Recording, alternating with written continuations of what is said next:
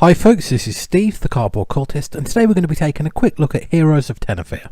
And this is a 1 to 4 player deck builder where players will be fighting their way through dungeons until they face the final boss, and it's going to be heading to Kickstarter real soon. So the dungeons that you're going to be fighting your way through are each represented by a separate deck of cards. And if you take a look at the setup we've got right here, we have 2 level 1 dungeon decks, 2 level 2, and so on all the way up to level 5, giving us 10 unique dungeons we can try and take on, and then 1 boss deck that's set off to the side. Now it's unlikely you'll get through all of these dungeons before the final boss fight, but you need to get through as many as possible to give yourself the best chance of success. So much like your typical deck builder, you'll start the game with a basic hand of cards, and each time you defeat an enemy in a dungeon, you'll add that card to your discard pile, making your deck stronger as you play. Now cards in Heroes of Tenefyr are dual purpose. Rotated one way, the cards show the enemy you're fighting, along with their health or any special abilities. But when rotated 180 degrees, the card shows you the new ability that you're going to gain for your deck. So at the start of the game, you'll select a dungeon to enter, and flip over the first card to show the first enemy you'll encounter. On your turn, you'll draw 3 cards and choose whether to keep them all or discard them all. If you choose to discard, you'll draw 3 new cards and keep repeating this process until you're satisfied with your hand.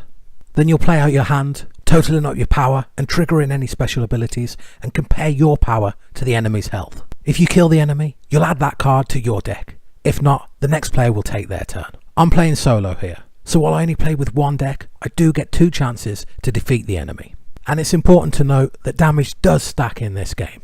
So that means that when players 2, 3 and 4 take their turns, they will be adding the power of all previous players to their total. Now if you fail to kill the enemy after all players have played, you're ejected from the dungeon, and I'll talk more about that soon.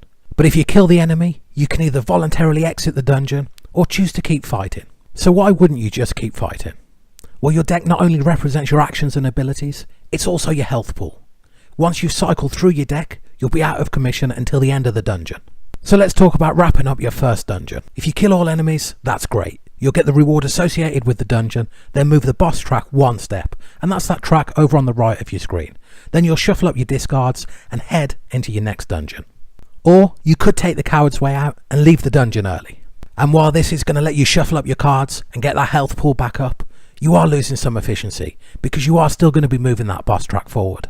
Now sometimes you'll be feeling brave and you'll hang around in a dungeon just a little too long and find yourself forcibly removed. In these cases, you get to rest and recover your discards as normal, but you'll move the boss track 2 steps forward, hastening your showdown with the final enemy.